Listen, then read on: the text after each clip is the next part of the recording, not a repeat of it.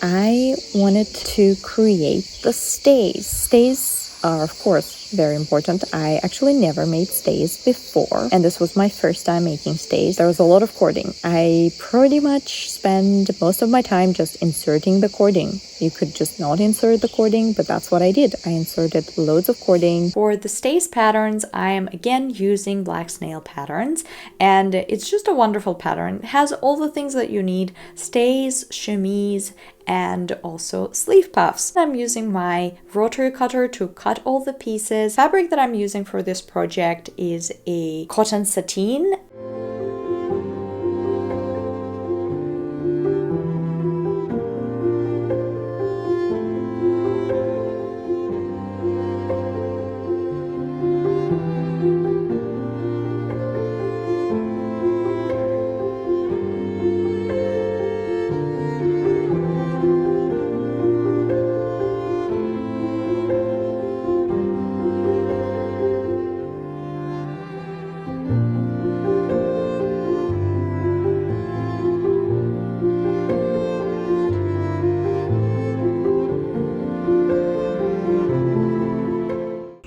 What understitching looks like. This is the lining and this is the fabric, so you can't actually see the lining from the right side. And I already attached the lining to the right side of the fabric without understitching. As you can see, the lining is poking.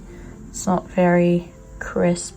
Now both sides are with an understitching. Voila! So the front, the side pieces, and the back pieces are all attached, plus the lining, plus the straps, which I've decided to go with the adjustable straps. It actually fits me better with the adjustable straps. And also I had to change the cup size because at the beginning for some reason, I decided to go with the A or B cup, and I actually sewn the A/B cup to one side, and then I tried it on and it looked too small, so I've decided to actually remove it and then sewn a C cup instead.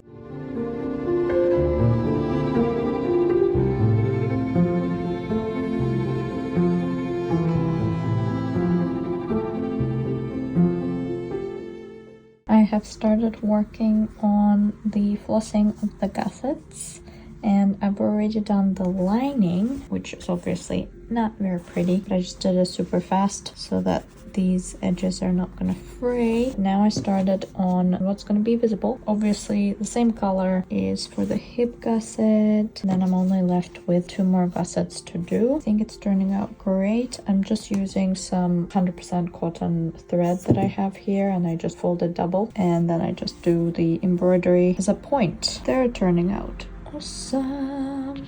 I'm very proud of my embroidery.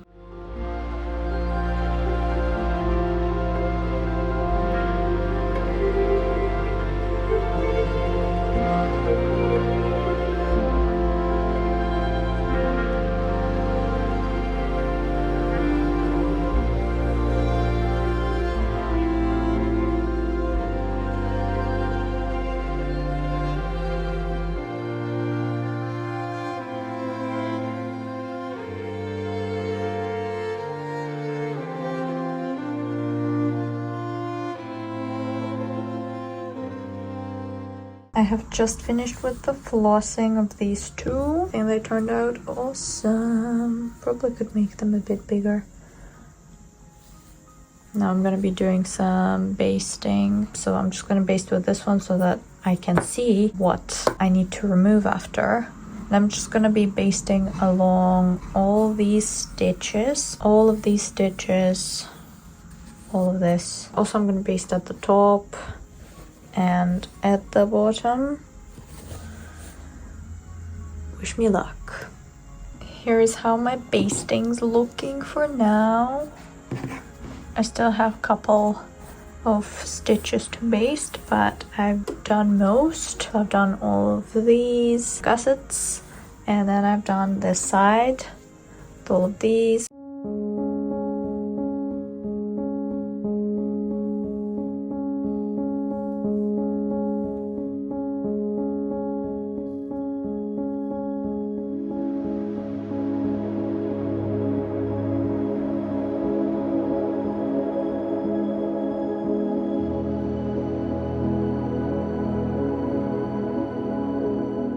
I just made tiny little holes here, and then I just kind of push through with the marker, and then it shows up as dots on the fabric. And then I can actually erase it with this side or with the water. So I'm just gonna line all the dots with the ruler, and then I'm gonna draw a line with the same erasable pen for the channels.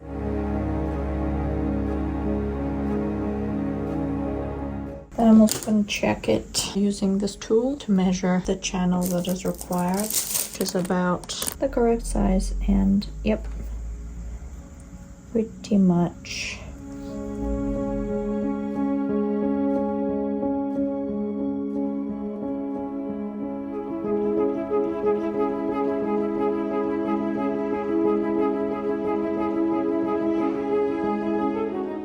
Second channel, and I'm just gonna sew it in, and then I'm gonna do another channel and also the basque.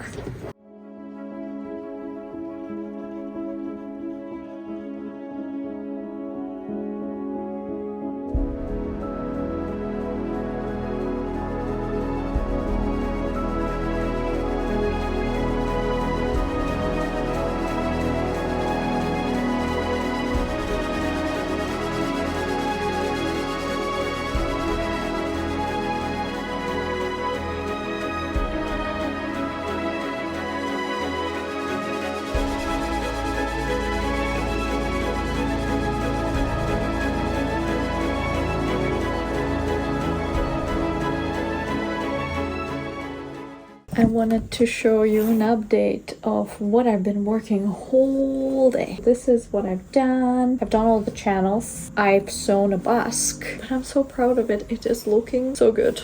This is where the basque is gonna go. It is looking cute.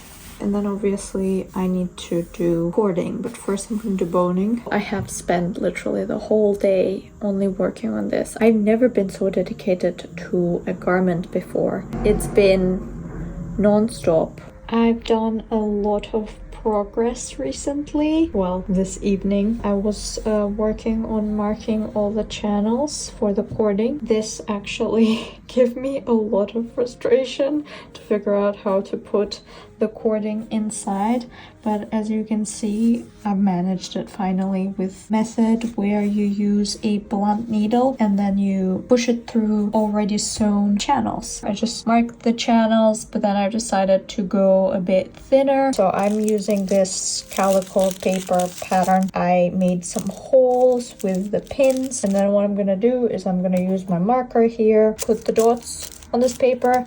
They're gonna transfer to what I have on here, because this one only has one line. Add another one. What else did I do is I've made some eyelets. So this is for the basque.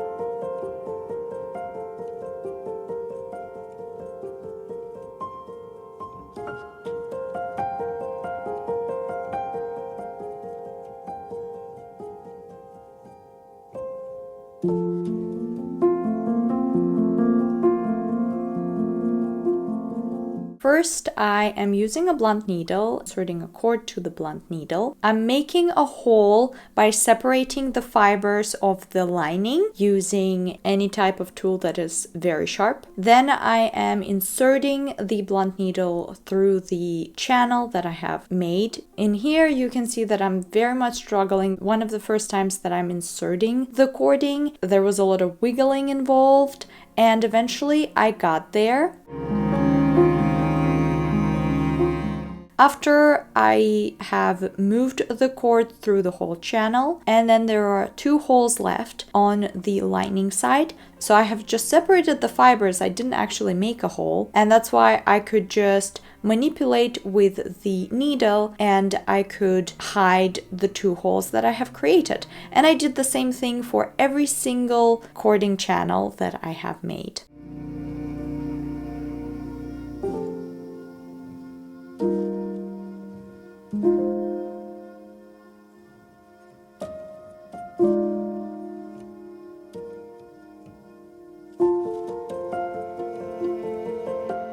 I have also found a different method to remove the blunt needle from the channel, and this is by inserting scissors to blunt needle's eye thing, and that's how I actually broke all my blunt needles.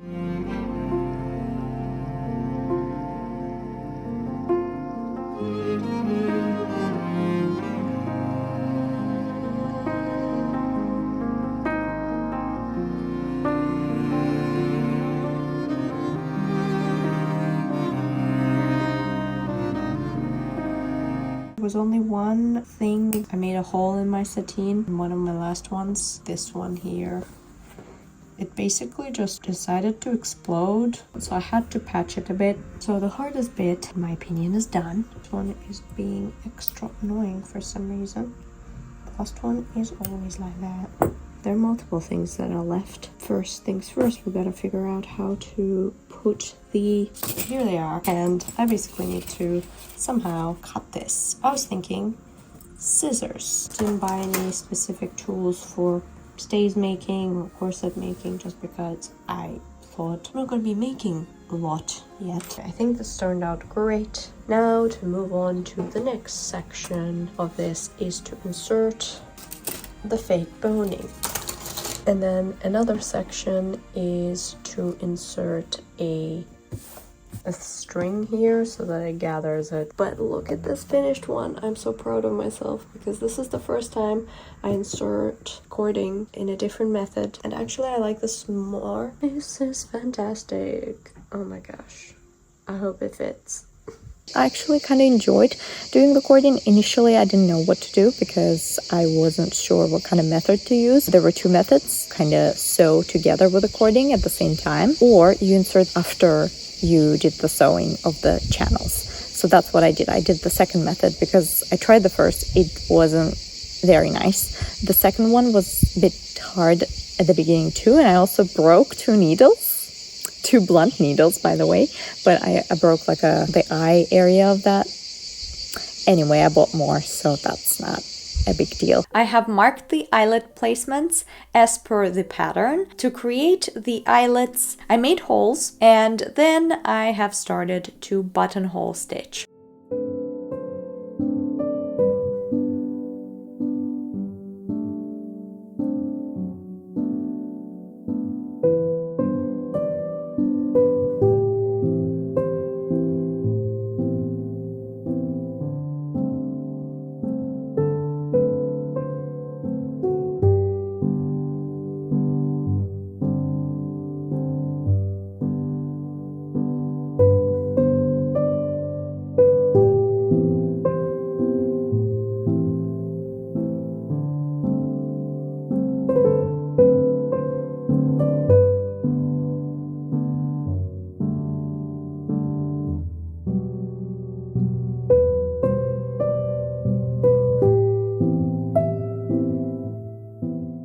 Whilst I am placing the buttonhole stitch, I'm also making sure that the eyelet holes are wide enough, and I'm using like a blunt needle to widen them.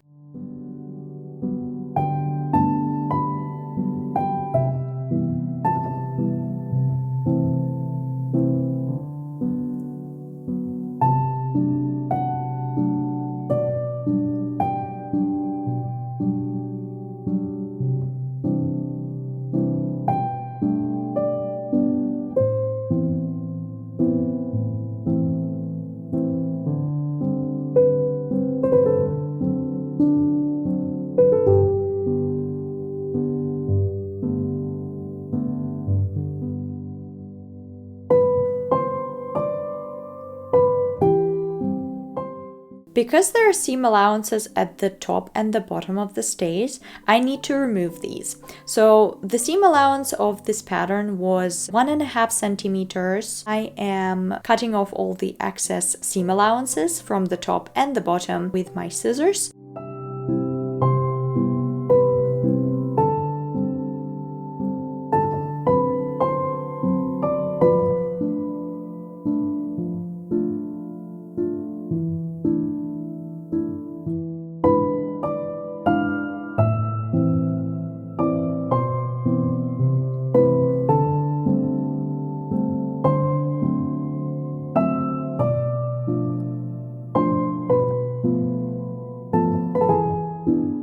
And after that, I will be encasing all the raw edges with the twill tape. To place the twill tape, I've decided to go faster route. I could have done everything by hand, which would have eliminated some issues, but instead I went with a sewing machine. So I have folded the two sides of the twill tape and then I have sewn both of them together. Wrong hand side. There were some areas that weren't caught by the sewing machine, so I had to go back and sew them by hand.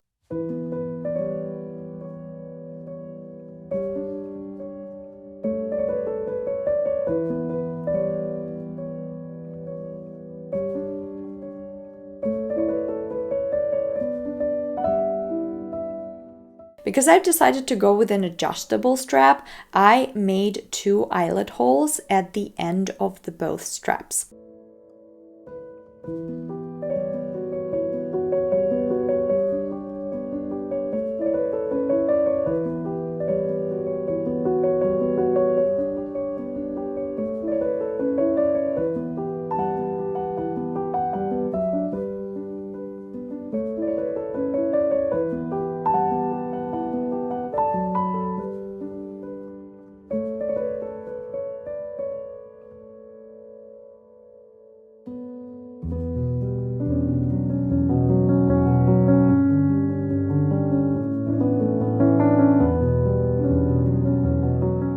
Similarly, I'm creating 2 eyelet holes where the armpits are, so at the main body of the stays, so that I can adjust the height of the straps. And then I'm using the leftover cording to use them as adjustable strap cords.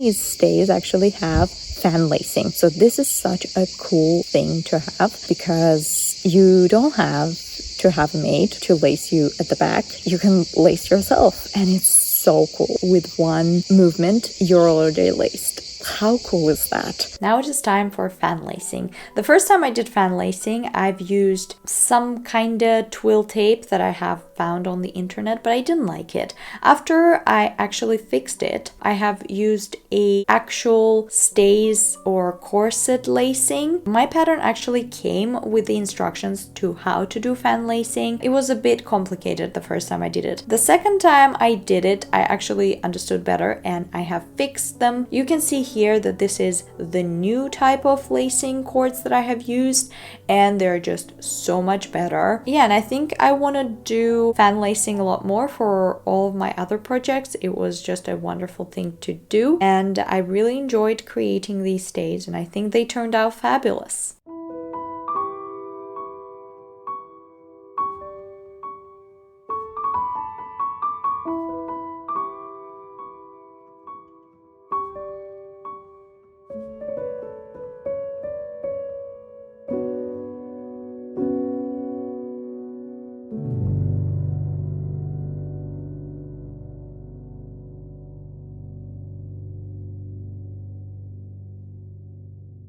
I hope you enjoyed this video. I really wanted to incorporate the chemise, the sleeve puff, and the stays in one video, but I couldn't because the video was a bit too long and I just love to create things. And you know what? Undergarments are important. I keep telling this, without them, the silhouette is gonna look wrong. And yeah, maybe just with the sleeve puffs is great, but like everything just kind of makes it nicer in general. So if you like this video, don't forget to like, comment, and subscribe. So I will see you in my next one then.